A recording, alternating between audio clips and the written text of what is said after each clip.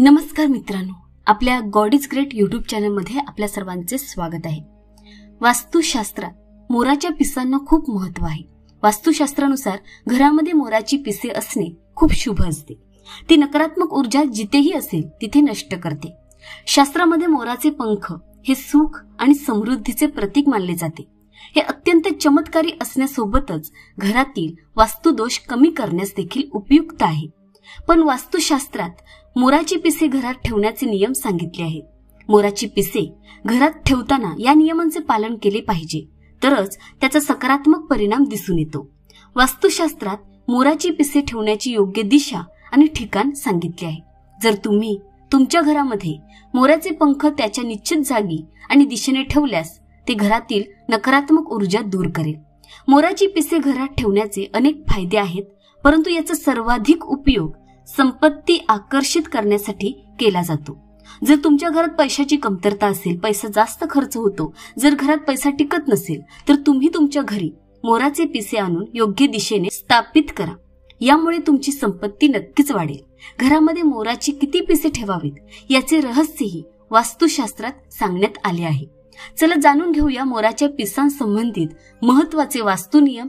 मित्रांनो, सर्वप्रथम आपण जाणून घेऊया मोराच्या पंखांच्या धार्मिक महत्त्वाबाबत। आपल्या प्राचीन धर्मग्रंथांमध्ये मोराच्या पंखाला इतके महत्त्व का दिले गेले आहे? मित्रांनो, आपल्या प्राचीन पुराणांमध्ये मोराच्या पंखाला चमत्कारिक वाद्य मानले गेले आहे। अनेक प्रकारच्या तांत्रिक विधींमध्येही याचा वापर केला जातो। तंत्र साधनेत याचा उपयोग करून संमोहनाने शत्रूंचा नाश होतो आणि वाईट शक्तींचा नाश होतो। याशिवाय ज्योतिषशास्त्रातही मोराच्या पिसांचा वापर केला जातो। मोराच्या पिसांशी संबंधित उपाय ज्योतिषशास्त्रातही सांगितले आहेत। आयुर्वेद इत्यादी ग्रंथानुसार मोराची पिसे विविध व्याधी व आजार दूर करण्यातही मदत करतात। मोराची पिसे वाईट शक्तींना घरापासून दूर ठेवतात। याशिवाय इतर विषारी प्राणी मोराच्या पिसांच्या भीतीने घरात प्रवेश करत नाहीत, त्यामुळे जंगलात राहणारे लोक ते घराजवळ ठेवत। पुराणात मोराच्या संदर्भात अनेक कथा लिहिल्या आहेत। पक्षीशास्त्रात एका कथेचे वर्णन आहे। प्राचीन काळी संध्या नावाचा राक्षस असायचा। तो खूप पराक्रमी आणि महान तपस्वी होता। गुरु शुक्राचार्यांकडून ज्ञान मिळाल्यानंतर संध्या नावाच्या राक्षसाने देवांचा शत्रू समजून त्यांचा वध करण्यास सुरुवात केली। त्याला ब्रह्मदेव आणि भगवान शिव यांच्याकडून वरदान मिळाले आणि शक्तिशाली झाले। त्यानंतर त्याने स्वर्गावर हल्ला करून देवांना ताब्यात घेतले। पण त्या राक्षसाचा पराभव करण्यासाठी देवांनी एक योजना आखली आणि त्यासाठी त्यांनी मोराची मदत घेतली। मोराच्या पिसामध्ये सर्व देवता आणि 9 ग्रह वास करत होते। त्यामुळे मोर खूप शक्तिशाली झाला आणि राक्षसाचे रूप धारण करून मोराने संध्या असुरावर हल्ला केला। या युद्धात संध्या या राक्षसाचा वध झाला आणि देवतांचे वर्चस्व परत मिळाले। सर्व देवांनी मोराची स्तुती केली आणि त्याला पूजनीय होण्याचे वरदान दिले। तेव्हापासून मोर हा पक्षी अतिशय पवित्र मानले जाते।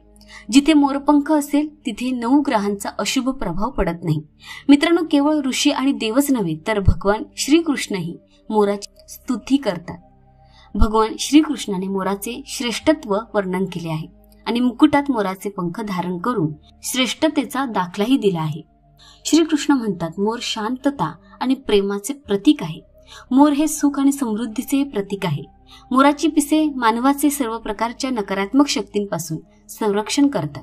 मित्रांनो, पुराणात मोर हे विविध देवी देवतांचे प्रतीक म्हणून दाखवण्यात आले आहे। महालक्ष्मी, देवी सरस्वती, भगवान श्री गणेश, भगवान कार्तिकेय अशा अनेक देवदेवतांचा वाहनाशी संबंध असल्याचे दाखवले आहे। माता लक्ष्मी ही संपत्ती आणि समृद्धी देणारी देवी आहे। आई लक्ष्मीला मोराची पिसे खूप आवडतात। मोराची पिसे जवळ ठेवल्याने माता लक्ष्मी प्रसन्न होते।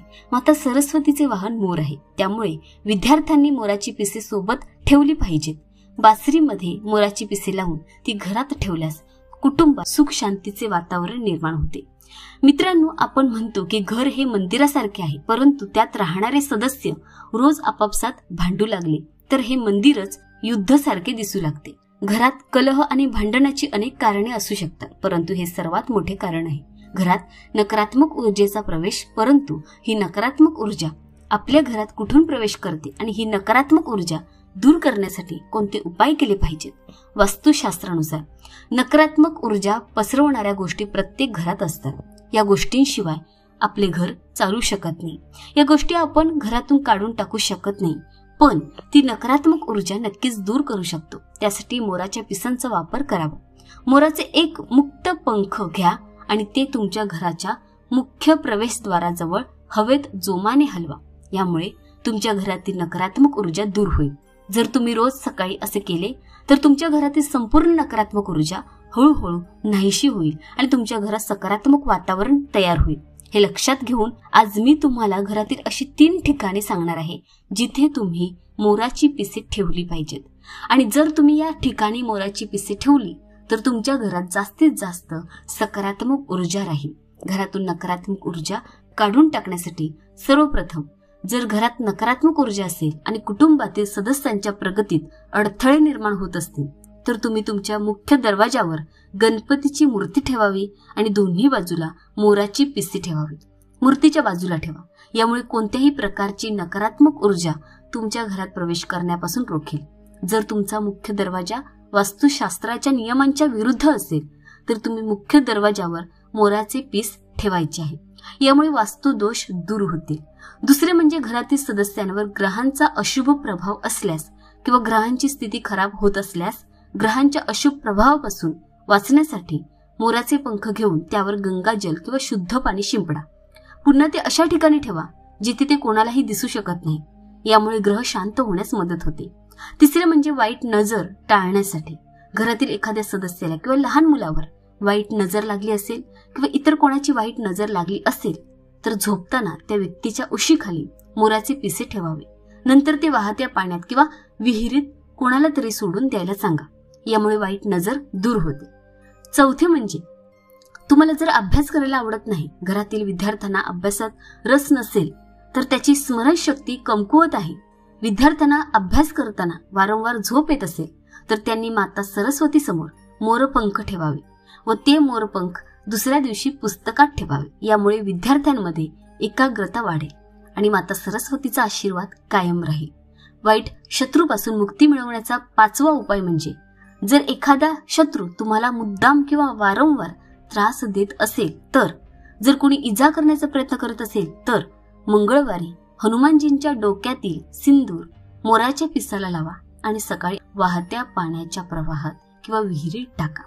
यामुळे शत्रूपासून आराम मिळतो. 6वी गोष्ट, मनाची कोणतीही इच्छा अपूर्ण राहिल्यास इच्छित परिणाम प्राप्त करणे अनेक दिवस प्रयत्न करूनही अपेक्षित परिणाम मिळत नाही. कामात वारंवार अडथळे येत असतील तर राधाकृष्णाच्या मंदिरात जाऊन भगवान श्रीकृष्णाला मोराची पिसे अर्पण करावीत किंवा घरातील श्रीकृष्णाच्या मूर्तीवर मोराची पिसे लावावी आणि त्याच्याकडे आपली इच्छा व्यक्त करावी. तसेच पती पत्नीमध्ये तणाव असल्यास, घरामध्ये संकट असल्यास, पती पत्नीमध्ये वारंवार भांडणे होत असतील, जर परस्पर प्रेम कमी होऊ लागले असेल तर त्यांच्या बेडरूम मध्ये मोराची पिसे आग्नेय दिशेला ठेवावी. यामुळे दोघांमधील प्रेम वाढेल आणि परस्पर कलह कमी होतील. संपत्ती वाढवण्याचा 8वा उपाय, जर पैशाची कमतरता असेल आणि पैसे अचानक खर्च होत असतील तर घरात तिजोरी नक्की करा. तिजोरी ठेवताना हे लक्षात ठेवा, तिजोरी पश्चिम भिंतीला लावावी आणि तिचे तोंड पूर्वेकडे असावे. यामुळे देवराजांचा आशीर्वाद कायम राहील. तसेच महालक्ष्मीच्या पूजेच्या वेळी मोराची पिसे तिजोरीत ठेवावीत. यामुळे घरात सुख समृद्धी येते आणि पैशाची कमतरता भासत नाही. कोणत्याही शुभ दिवशी मोराचे पिसे घ्या आणि ते घरातील अशा ठिकाणी ठेवा जे जवळून जाणाऱ्या लोकांना सर्वात जास्त दिसेल.